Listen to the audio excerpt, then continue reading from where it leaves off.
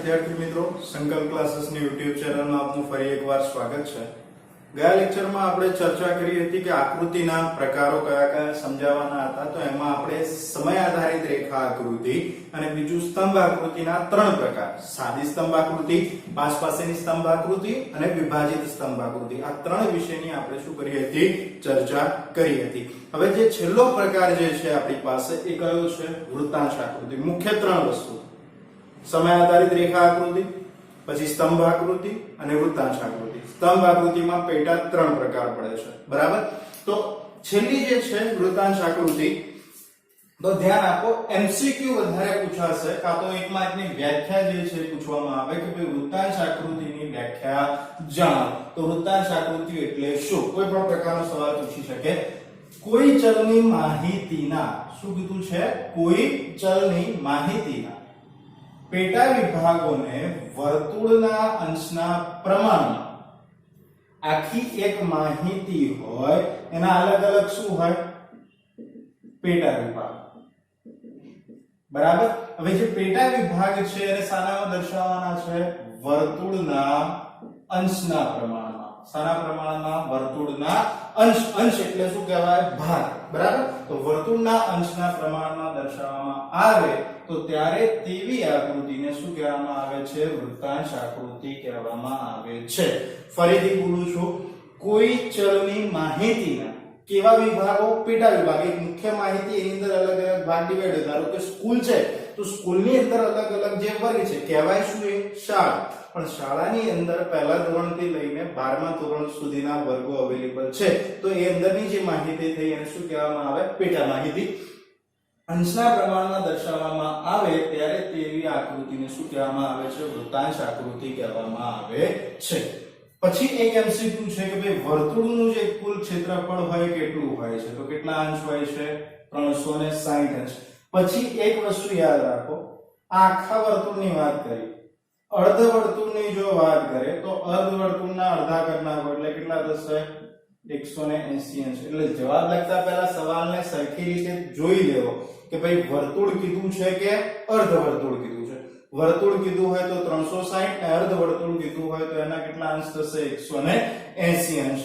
માહિતીના પ્રમાણને આધારે વૃત્તાંશ પાડવામાં આવે છે। જે પ્રમાણ તમને આપેલું છે, માહિતીની અંદર જે ભાગ આપેલા છે એના આધારે શું કરવામાં આવે છે, વૃત્તાંશ પાડવામાં આવે અને એના શું દર્શાવવામાં આવે છે, પેટા મૂલ્યો દર્શાવવામાં આવે છે। કુલ માહિતી, એના પેટા વિભાગ, તો એને વૃત્તાંશ પહેલા ગણી નાખવાનું કે ભાઈ પર્ટિક્યુલરલી એક ભાગ માટે કેટલા અંશ લેવાના, તો એ અંશ પહેલા ગણી નાખવાના હોય અને પછી પેટા મૂલ્ય દર્શાવવામાં આવે છે। હવે બીજો એક ક્વેશ્ચન છે કે ભાઈ વૃત્તાંશ શોધવાનું સૂત્ર જણાવો। તો વૃત્તાંશ એટલે કે વર્તુળનો એક અંશ, બરાબર। તો પેટા મૂલ્ય ભાગ્યા કુલ મૂલ્ય ગુણ્યા 360। આપણે 360 કેમ લીધા છે તો એ સમજી લો। 360 એ શું છે, વર્તુળનું કુલ ક્ષેત્રફળ। આગળ ગણતરી આવે એટલે સમજાવું છું। હવે નીચે તમને ઉદાહરણ બી આપેલું છે કે જુદી જુદી વસ્તુઓ પાછળ એક વિદ્યાર્થી દ્વારા કરવામાં આવતા અથવા તો વપરાતા તેના ખિસ્સા ખર્ચની ટકાવારી માહિતી આપણને આપેલી છે, તે પરથી વૃત્તાંશ આકૃતિ તૈયાર કરી તેનું વિશ્લેષણ કરો। ઓકે, હવે વસ્તુઓ તમને આપી દીધી છે, ટકાવારી ખર્ચ આપ્યો છે અને વૃત્તાંશની ગણતરી આપણે કરવાની, ત્રણ વસ્તુ તમારે ગણવાની હોય, બરાબર। તો હવે ગણતરી કઈ રીતે થાય, તો પહેલા જ્યારે ટકાવારી માહિતી આપેલી હોય, બરાબર, તેનું ટોટલ કરી લેવાનું। 20 ને 5 25, 25 ને 30 કેટલા થશે, 55 ને 30 85 ને 15 કેટલા થઈ જશે, 100। ક્લિયર, ટકાવારી શું થઈ ગઈ। હવે ગણતરી કેમની કરવાની, તો આ સૂત્રમાં કિંમત મૂકવાની, પેટા મૂલ્ય ભાગ્યા કુલ મૂલ્ય ગુણ્યા 360। કુલ મૂલ્ય એટલે કે જે તમારી ટકાવારીનું ટોટલ આવેલું છે એ કેટલા છે, 100, અને વૃત્તાંશનું ટોટલ કેટલું થવું જોઈએ તમારું, અહીંયા 360। ઓકે, ચલો ગણતરી કરીએ। પેટા મૂલ્ય ભાગ્યા કુલ મૂલ્ય ગુણ્યા 360, 10 કેટલા આવશે, 72। અંશ લખવાના ભૂલવાના નહીં, કારણ કે તમે ભાગ દર્શાવો છો। પછી 5/100 ગુણ્યા 360 કેટલા થાય, 0 0 5 2 10 18 2 36, કેટલા અંશ દર્શાવવાના થશે, 18 અંશ। પછી વાત કરીએ 30, પેટા મૂલ્ય 30 હતું, કુલ મૂલ્ય 100 ગુણ્યા 360 0 0 0 0 જતા રહ્યા 36 તરીકે કેટલા થાય 108 પછી અંશ પછી ફરીથી 30 છે તો 30/100 ગુણ્યા 360 ફરી એને જવાબ આવશે એટલે 108 અને છેલ્લે 15/100 ગુણ્યા 360 તો તમારી પાસે જવાબ આવશે 54 અંશ બરાબર। હવે આ જે અંશ આપણે ગણ્યા એનું ટોટલ કરો તો તમારી પાસે 360 અંશ આવવા જોઈએ। જો આ ટોટલ તમારું 360 અંશ ન આવે વૃત્તાંશનું તો તમારી વૃત્તાંશ આકૃતિ ખોટી બરાબર। તો આ જે ટોટલ છે એનું મૂલ્ય ટોટલ તમારી પાસે કેટલું આવવું જોઈએ 360। આ ગણતરી થઈ। હવે આકૃતિની વાત કરીએ તો આકૃતિમાં સૌથી પહેલા તમારે એક વર્તુળ દોરવાનું, વર્તુળનું કેન્દ્ર બિંદુ લેવાનું, માપ યોગ્ય રાખવાનું, બહુ મોટું કે બહુ નાનું વર્તુળ બનાવવાનું નહીં, યોગ્ય કદનું વર્તુળ બનાવવાનું। એ કેન્દ્ર બિંદુ લઈને લેફ્ટ સાઈડ અથવા તો રાઈટ સાઈડ તમને જે પસંદ પડે એ સાઈડ એક લાઈન ખેંચી દેવાની। હું પ્રેફર કરું છું લેફ્ટ સાઈડ। તો તમારી પાસે અંશ કેટલા આપેલા છે 72 18 108 108 અને 54। આપણે એને શું કરવાનું છે આકૃતિમાં રજૂ કરવાનું છે। તો અહીંયા ખાસ ધ્યાન આપજો કઈ રીતે ગણતરી કરવાની છે। સૌથી પહેલા આ રીતે આડી લાઈન તૈયાર કરી લીધી। હવે પહેલી શરૂઆત કરીએ કેટલા અંશ આપેલા છે તમને 72 અંશ। આ કોણ માપક ખાસ કરીને ધ્યાન રાખજો બરાબર। આ જે મધ્ય બિંદુ છે એ તમારે તમારા કેન્દ્ર બિંદુ ઉપર મૂકી દેવાનું। ઓકે મારી પાસે અત્યારે નાનું છે કોણ માપક ઓકે એટલે તમને ખાસ ખ્યાલ નહીં આવે પણ તોય ધ્યાન આપજો 72 અંશ આપેલા છે। ઉપરના કાપા ગણવાના। કયા કાપા ગણવાના? જો લેફ્ટ સાઈડ થી લેતા હોય તો ઉપરના, રાઈટ સાઈડ થી લેતા હોય તો નીચેના। ઓકે આપણે લેફ્ટ સાઈડ થી ગણીએ છીએ તો 70 ને 2 70 અને 80 એટલે કે 70 ઉપર 2 કાપા કરો એટલે તમારી પાસે તમારી માહિતી મળી જશે। આ તમારું 72 નું માપ થઈ ગયું ક્લિયર। પછી કેટલા આપેલા છે 18। હવે જ્યાં તમે પૂરું કરો છો, જ્યાં તમે પહેલું માપ દર્શાવી દીધું ત્યાં જ તમારું કોણ માપક પહેલા આમ રાખ્યું હતું, હવે જ્યાં પત્યું છે ત્યાં તમારે એને મૂકી દેવાનું, કેન્દ્ર બિંદુ ઉપર જ મૂકવાનું, પણ જે લાઈન છે એ જાળવી રાખવાની। કેટલા અંશ કીધાલા છે 18 અંશ। તો 10 ને 5 15 અને 3 18। હવે તમારી પાસે કેટલા અંશ આપેલા છે 108। હવે જ્યાં પૂરું કર્યું છે ત્યાંથી જ ગણતરી કરશો એટલે તમને ખ્યાલ આવશે। જો અહીંયા 10 20 30 40 50 60 90 100 અને 110 તો 108 100 અને 110 ની વચ્ચે આવે છે તો ત્યાં ટિક માર્ક કરી દેવું બરાબર છે। હવે તમને કેટલા આપ્યા છે ફરીથી 108। તો જ્યાં પૂર્ણ કરવામાં આવ્યું છે ત્યાંથી આપણે ફરી ગણતરી કરીશું કેન્દ્ર બિંદુ ઉપરથી 108 ની ગણતરી ફરીથી તો 100 અને 110 ની વચ્ચે મૂકી દીધા આપણે। વિદ્યાર્થી મિત્રો તમારી આકૃતિ તૈયાર થઈ ગઈ છે। મારી પાસે નાનું કોણ માપક હતું એટલે માપ લેવામાં થોડી તકલીફ પડી, પરંતુ તમારી પાસે બુકમાં જ્યારે તમે દોરો છો નોટબુકમાં તો ખાસ કરીને ચોકસાઈ રાખવાની માપમાં। ઓકે હવે શું કરવાનું તો આપણે અલગ અલગ જે વસ્તુઓ હતી એને આપણે અલગ અલગ રંગ અથવા તો શેડથી દર્શાવવાની હોય તો આપણે અહીંયા અલગ અલગ નિશાનીઓનો ઉપયોગ કરીશું બરાબર। સૌથી પહેલા આપણે આ માપ દોર્યું કેટલા ટકા હતું સોરી કેટલા ટકા આપેલું છે। હવે આની અંદર બે પ્રકારના માપ લખવાના, તમારે ટકાવારી પણ લખવાની અને અંશનું માપ પણ લખવાનું। કેટલા ટકા હતા 20%। પછી કેટલા ટકા માત્ર 5%। પછી કેટલા છે 30%, ફરીથી 30% અને છેલ્લે કેટલા ટકા આપેલું છે 15%। ક્લિયર? ટકાવારી તમે લખી નાખી બધે ઓકે। હવે શું દર્શાવવાનું તો એના વૃત્તાંશનું માપ દર્શાવવાનું। વૃત્તાંશ કેટલો છે આપણી પાસે? પહેલાનો કેટલો વૃત્તાંશ આવ્યો તો 72 અંશ, બીજાનો કેટલો અંશ છે 18 અંશ, ત્રીજામાં કેટલા અંશ થયા 108 અંશ, ચોથાના પણ 108 અંશ અને પાંચમી જે વસ્તુ હતી એના કેટલા અંશ થયા 54 અંશ। આવી રીતે તમે પહેલા માપ દર્શાવી દો। હવે સંજ્ઞા શું છે એને દર્શાવી દેવાની કે તમે આ વર્તુળમાં જે ભાગ દર્શાવેલા છે કયો ભાગ શું દર્શાવે છે। તો બાજુમાં તમારે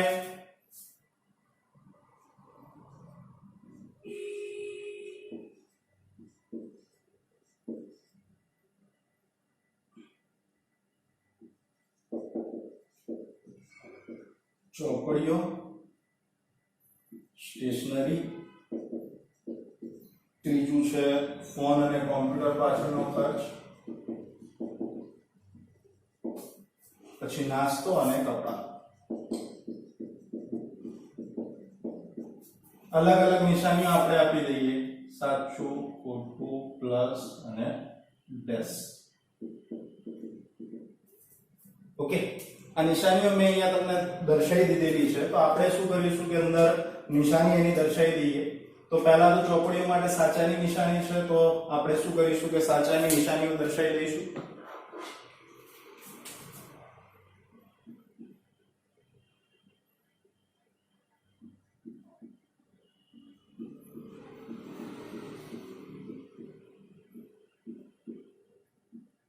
બરાબર.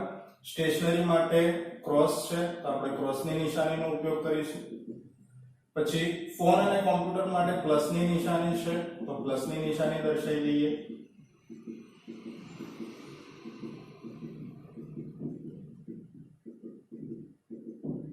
બરાબર.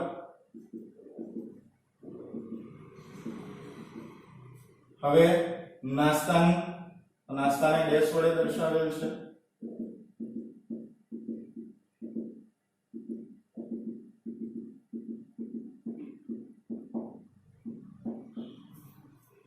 બરાબર. અને છેલ્લું જે કપડાનું ખાનું છે આપણે શું રાખ્યું છે, કોરું. અહીંયા હું નિશાનીઓ પણ અલગ જ રંગથી કરી દઉં છું એટલે તમને ખાસ ખ્યાલ આવે.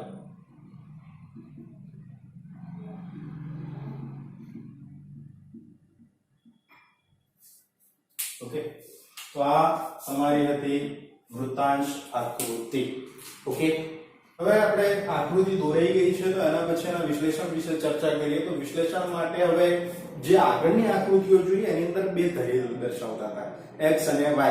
હવે આની અંદર ક્યાંય કોઈ ધરી છે નહીં, તો ડાયરેક્ટલી તમારે રજૂઆત શાના દ્વારા કરો છો, પહેલા તો આકૃતિનું લખી નાખવાનું કે ભાઈ આપેલ જે આંકડાકીય માહિતી છે કે વિદ્યાર્થીના કિસ્સા કશની કે બીજું કોઈ પણ હોય, રોજગારીની હોય, ગરીબીની હોય કે બેકારી, કોઈ પણ પ્રમાણ આપેલું હોય. બરાબર. તો એ જે માહિતી છે એના પેટા વિભાગોના તુલનાત્મક અભ્યાસ માટે શાના વડે રજૂ કરવામાં આવી છે, વૃત્તાંશ આકૃતિ વડે દર્શાવવામાં આવી છે અથવા તો રજૂ કરવામાં આવી છે. હવે આની અંદર x અને y ધરી તો છે ને, તો સૌથી પહેલા તો શાના માટે રજૂ કરવામાં આવેલી છે લખવાનું. તો આંકડાકીય જે માહિતી છે શાના દ્વારા રજૂ કરવામાં આવી છે, વૃત્તાંશ આકૃતિ દ્વારા રજૂ કરવામાં આવી છે.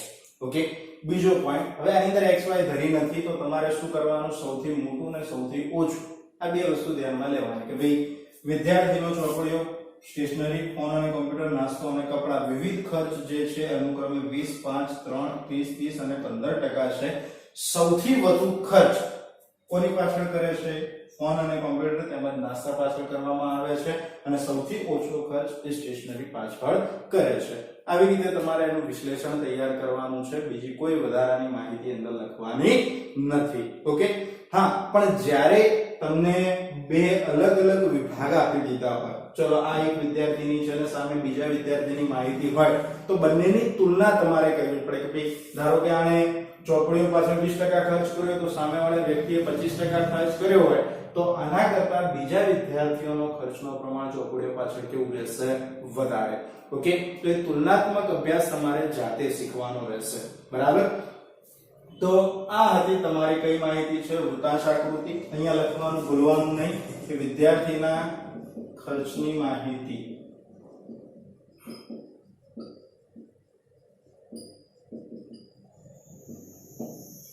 ઓકે, હવે આપણે જોઈએ વૃત્તાંશ આકૃતિ દોરતી વખતે ધ્યાનમાં રાખવાના મુદ્દા. આપણે જે આકૃતિ દોરી છે એની અંદર કઈ કઈ બાબતો ધ્યાન રાખવી જોઈએ, તો એ ખાસ સમજીએ. પહેલા તો વર્તુળનું ક્ષેત્રફળ 360 અંશ હોય. આગળ બી જોઈએ આપણે આ રીતે. ડન. વર્તુળનું કુલ ક્ષેત્રફળ કેટલું હોય, 360 અંશ. માહિતીના દરેક પેટા મૂલ્યોને આધારે વૃત્તાંશ દોરવામાં આવે છે. આ જેટલા બી મૂલ્યો હતા 20, 5, 30, 30, 15 આ બધા શું કહેવાય, પેટા મૂલ્ય. અને આનો જ્યારે સરવાળો કરો તો ત્યારે તમને કયું મૂલ્ય મળે, તમારું કુલ મૂલ્ય. અને જેનો કુલ સરવાળો 360 અંશ થાય. આ જે વૃત્તાંશ, આ જો પેટા મૂલ્ય એના આધારે આપણે શું દોર્યું, વૃત્તાંશ. અને વૃત્તાંશ જે દોર્યું એનું ટોટલ કેટલું થાય, 360 અંશ. કોઈ બે સમયગાળા અથવા તો પ્રદેશ વચ્ચે જ્યારે સરખામણી કરવાની હોય, મેં તમને હમણાં જ કીધું કે બે અત્યારે તો એક જ વિદ્યાર્થી આપ્યા છે, પણ બે વિદ્યાર્થી આપી દીધા હોય, બે સમયગાળા આપ્યા હોય, અથવા તો બે ક્ષેત્ર આપ્યા હોય કે પ્રદેશ આપ્યા હોય, એની વચ્ચે જ્યારે સરખામણી કરવાની હોય તો ત્યારે કેટલી આકૃતિ દોરવાની? બે. જેટલા પ્રકાર છે એટલે કે જેટલા સમયગાળા અને પ્રદેશ, બે હોય તો બે, ત્રણ હોય તો ત્રણ, તો બાજુ બાજુમાં જ એ વર્તુળ દોરવાના હોય છે અને કુલ મૂલ્યને આધારે દોરવામાં આવે. આ જે તમારું મૂલ્ય છે એ કુલ મૂલ્યના આધારે તમારે શું કરવાના હોય? વર્તુળ દોરવાના હોય. કુલ મૂલ્ય ઉપરથી તમારે વૃત્તાંશ શોધવાના અને એના આધારે તમારે બાજુ બાજુમાં જ વર્તુળ દોરવાના. હવે આ સમજવાનું છે કે ભાઈ જો નાના અંકવાળી જો તમારી પાસે આંકડાકીય માહિતી હોય તો એના માટે કેવું વર્તુળ દોરવાનું? નાનું. અને જો મોટા આંકડાવાળી જે માહિતી હોય તો મોટું વર્તુળ દોરવામાં આવે છે.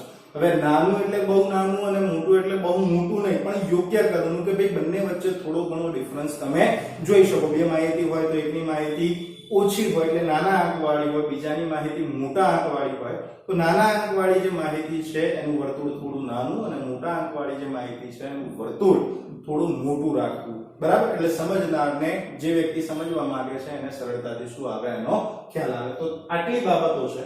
પહેલા તો કુલ મૂલ્ય 360, દરેકના પેટા મૂલ્યોને આધારે પહેલા તો વૃત્તાંશ શોધવાનો. વૃત્તાંશનો કુલ સરવાળો કેટલો થાય? 360 અંશ.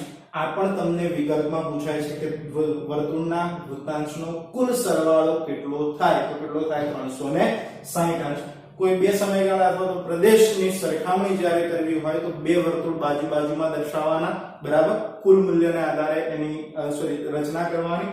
અને છેલ્લે જો નાના અંકવાળી માહિતી હોય તો નાનું વર્તુળ દોરવું અને મોટા અંકવાળી માહિતી હોય તો કેવું વર્તુળ દોરવું જોઈએ? મોટું વર્તુળ દોરવું જોઈએ. તો વિદ્યાર્થી મિત્રો, આ હતું આપણે વૃત્તાંશ આકૃતિ. આપણે એનું ઉદાહરણ પણ સમજ્યા અને વૃત્તાંશ આકૃતિ દોરતી વખતે કઈ કઈ બાબતો ધ્યાનમાં રાખવી જોઈએ એની પણ આપણે ચર્ચા કરી. ઓકે, હવે વિદ્યાર્થી મિત્રો આપણે બીજા એક ક્વેશ્ચનની ચર્ચા કરવાની છે કે ભાઈ સ્તંભ આકૃતિ દોરતી વખતે કઈ કઈ બાબતો ધ્યાનમાં રાખવી જોઈએ. 3 માર્કનો આ ક્વેશ્ચન છે, વિભાગ ડી માં પૂછાઈ શકે છે. બરાબર? અને એના 6 મુદ્દા લખવા ફરજિયાત છે. 6 મુદ્દા આપણી પાસે છે તો ધ્યાન આપજો. તો સ્તંભ આકૃતિ દોરતી વખતે હવે નોર્મલ છે, તમે જે દોરો છો બસ એ જ લખવાનું છે. મતલબ કે ભાઈ તમે શું શું ધ્યાન રાખો છો એના માટે. તો દરેક સ્તંભની જે પહોળાઈ છે એ કેવી હોવી જોઈએ? સરખી. આજે આ પહેલો સ્તંભ, બરાબર, બાજુમાં બીજો સ્તંભ, પછી ત્રીજો સ્તંભ. તો આ જે પહોળાઈ છે બધા સ્તંભ વચ્ચેની એ કેવી હોવી જોઈએ? સરખી. કારણ કે સ્તંભની પહોળાઈ કોઈ મૂલ્ય દર્શાવતી નથી. આપણે તો શાને ધ્યાનમાં લઈએ છીએ? ઊંચાઈને. એની પહોળાઈને કોઈ લેવા દેવા છે નહીં. તો દરેક સ્તંભની પહોળાઈ કેવી રાખવી જોઈએ? સરખી. પહેલો મુદ્દો. બીજો, દરેક સ્તંભની લંબાઈ અથવા તો ઊંચાઈ તે સ્તંભ માટે ચલના મૂલ્યને અનુરૂપ હોવી જોઈએ. હવે તમને ધારો કે અહીંયા માહિતી આપેલી છે, હવે તમારે 15 સુધી લખવાનું. ધારો કે 15% દર્શાવવાના છે. આ 10% અને અહીંયા 5%. 1 સેન્ટીમીટર બરાબર આટલું છે. તો 15% જ્યારે મૂલ્ય દર્શાવવાનું છે તો ત્યારે સ્તંભ તમારો ત્યાં 15% અટકી જવો જોઈએ. એના કરતા નાનો કે એના કરતા મોટો સ્તંભ હોવો જોઈએ નહીં. તો લંબાઈ કે જે ઊંચાઈ છે એ ચલના મૂલ્યને અનુરૂપ હોવી જોઈએ. ઉગમ બિંદુથી શરૂ કરી દોરવામાં આવતા દરેક સ્તંભ વચ્ચેનું અંતર સરખું રાખવું. હવે આ જે સ્તંભ દોર્યા છે, આ પહેલો, બીજો, આ લખી દઈએ 1, 2 અને 3. તો આની વચ્ચે બી જે અંતર હોય છે એ અંતર કોની સાથે હોવું જોઈએ? અહીંયા 0 થી તમે ચાલુ કરો છો અથવા તો O થી ચાલુ કરો છો તો અહીંયા જેટલું અંતર છે એટલું જ અંતર બાકીના દરેક સ્તંભ વચ્ચે હોવું જોઈએ. એટલે કે ઉગમ બિંદુથી શરૂ કરીને જેટલા બી સ્તંભ તમે દોરો છો બધા વચ્ચેનું અંતર ઉગમ બિંદુથી પહેલા સ્તંભ વચ્ચે હોય એટલું જ રાખવું જોઈએ. એટલે કે ભાઈ દોરવામાં આવતા દરેક સ્તંભ વચ્ચેનું અંતર કેવું રાખવું? સરખું. ક્યાંથી? ઉગમ બિંદુથી. ઓકે, દરેક સ્તંભ, હવે આ સમજો, દરેક સ્તંભ કઈ ધરી ઉપર? x એટલે કે આડી ધરી ઉપર સામાન્ય રીતે દોરવામાં આવે છે. તેના પર દર્શાવાતા પરિબળને આધાર કહેવામાં આવે છે. આધાર એટલે આપણે દોરતા હતા x ધરી, નીચે જે લખતા હતા, મહિનો લખતા હતા કે સમયગાળો કે વર્ષ જે કંઈ લખતા હતા, તો એ જે દર્શાવાય છે પરિબળને શું કહેવામાં આવે છે? આધાર કહેવામાં આવે છે. તો દરેક સ્તંભ કઈ ધરી ઉપર દોરવામાં આવે છે? x ધરી એટલે કે આડી ધરી ઉપર દોરવામાં આવે છે અને તેના ઉપર દર્શાવાતું પરિબળ એને શું કહેવામાં આવે છે? આધાર કહેવામાં આવે છે. આ તો કઈ વાત થઈ કે આપણે x અક્ષ ઉપર જે સ્તંભ દોરીએ એ. પણ અત્યારે હાલ જે આધુનિક સમય ચાલે છે તો એની અંદર કમ્પ્યુટરની મદદથી y અક્ષ એટલે કે ઊભી ધરી પર, કઈ ધરી પર? ઊભી ધરી પર આડા સ્તંભ દોરવાની રીત પણ પ્રચલિત છે. આપણે શું કરીએ છીએ? આવી રીતે ઊભા સ્તંભ દોરીએ છીએ. જ્યારે કોમ્પ્યુટરમાં આ x ધરી અને આ y ધરી, તો આપણે જે ઊભા સ્તંભ દોરીએ છીએ એની જગ્યાએ કોમ્પ્યુટરમાં કેવા સ્તંભ દોરી શકાય છે? આડા સ્તંભ દોરવાની રીત અત્યારે હાલ પ્રચલિત છે. ઓકે, પછી છે એના પછીનો મુદ્દો કે દરેક સ્તંભ માહિતીના ક્રમમાં જ હોવો જોઈએ. સ્તંભ જે ધારો કે 1991 પછી 2001 2011 અને 2021 આવી રીતે તમને માહિતી આપી છે, તો તમારે જે સ્તંભ દોરવાનો છે એ હંમેશા ક્રમમાં હોવું જોઈએ. કે 1991 પહેલા હતું તો 1991 નો સ્તંભ, પછી 2001 નો, પછી 2011 નો અને 2021 નો. તો એક ક્રમમાં જ તમારે એ સ્તંભ દર્શાવવાના હોય. ક્યાંય તમારે એવું કરવાની જરૂર નથી 2021 નો પહેલા દોર્યો, પછી 2011 દોર્યો, પછી 1991 નો, પછી 2001. એવી રીતે ખોટી રીતે દોરવાનો હોતો નથી. માહિતી ક્રમમાં દોરવાનો હોય. પ્રથમ માહિતીનો સ્તંભ ઉગમ બિંદુથી પહેલો દોરવાનો. તમને 1991 થી શરૂઆત આપી છે તો 0 થી એટલે કે O થી જે ઉગમ બિંદુ છે ત્યાંથી પહેલો સ્તંભ તમારે દોરવાનો શરૂ કરવાનો હોય. ત્યાંથી જેટલું માપ તમે રાખો છો પહેલા સ્તંભ વચ્ચે એટલું જ બાકીના સ્તંભ વચ્ચે જાળવી રાખવાનું. અને કોઈ પણ આકૃતિના સ્તંભના પેટા વિભાગોને અલગ રંગ અથવા તો શેડથી દર્શાવવા જોઈએ. અગાઉ પણ આવી ગયું. તમે એક આખો સ્તંભ દોરો છો, અલગ અલગ ભાગમાં એને ડિવાઈડ કરો છો, વહેંચો છો, તો એ દરેક સ્તંભ જે છે કેટલું મૂલ્ય દર્શાવે છે અને શાના માટેનો એ ભાગ છે એ તમારે અલગ રંગ અથવા તો શેડથી દર્શાવવાનું હોય છે. જેવી રીતે આપણે વૃત્તાંશ આકૃતિ છે તો વૃત્તાંશ આકૃતિના અલગ અલગ જે ભાગ હતા એને અલગ અલગ નિશાનીઓથી આપણે દર્શાવ્યા છે. તો એવી રીતે આપણે વિભાજિત સ્તંભ આકૃતિમાં પણ કર્યું હતું. તો કોઈ પણ આકૃતિના સ્તંભના પેટા વિભાગોને અલગ રંગ અથવા તો શેડથી દર્શાવવા જોઈએ. હવે ટૂંકમાં જો મુદ્દા યાદ રાખવા તો પહેલા તો શું યાદ રાખવાનું? સ્તંભની પહોળાઈ કેવી રાખવાની? સરખી. કેમ? તો એ કોઈ પણ પ્રકારનું મૂલ્ય દર્શાવતી નથી. બીજો પોઈન્ટ લઈએ તો દરેક સ્તંભની જે લંબાઈ કે ઊંચાઈ છે તે ચલના મૂલ્યને અનુરૂપ હોવી જોઈએ. હવે ચલનું જે મૂલ્ય છે એના ઉપર જ તમારો સ્તંભ આવી જવો જોઈએ. એના કરતા ઉપર કે એના કરતા નીચે સ્તંભ આવવો જોઈએ નહીં. ઉગમ બિંદુથી શરૂ કરવામાં આવતા દરેક સ્તંભ વચ્ચેનું અંતર સરખું રાખવાનું.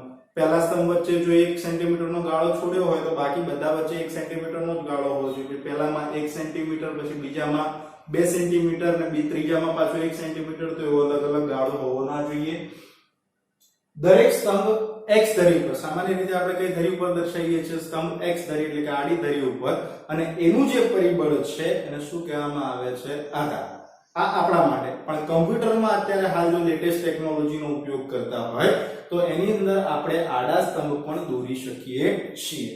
દરેક સ્તંભ માહિતીના ક્રમમાં જ હોવો જોઈએ. સ્તંભ કેવો હોવો જોઈએ? માહિતીના ક્રમમાં. એટલે જે સમયગાળો અથવા તો જે વર્ષ કે ક્ષેત્ર તમને ઓલરેડી આપેલું છે માહિતીમાં એ જ પ્રમાણે તમારે એનો સ્તંભ દોરવાનો રહેશે.